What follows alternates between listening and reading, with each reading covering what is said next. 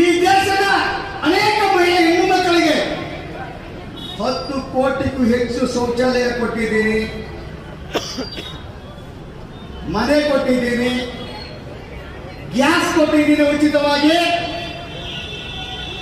ಈ ದೇಶದ 140 ಕೋಟಿ ಜನಕ್ಕೆ ಮನೆ ಬಾಗಿಲಿಗೆ ಜೇಜಾರು ಕಟ್ಟ ಕುಡಿಯ ನೀರು ಕೊಟ್ಟಿದ್ದೀನಿ.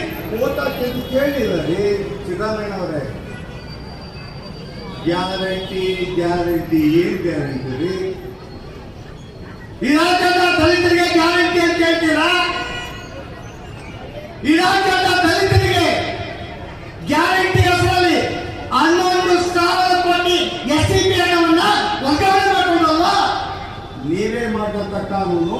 ಆ ಕಾನೂನನ್ನು ಎತ್ತಿದ್ರೆ ನಿಮ್ಗೆ ಜೈಲಿಗೆ ಹಾಕ್ಬೇಕು.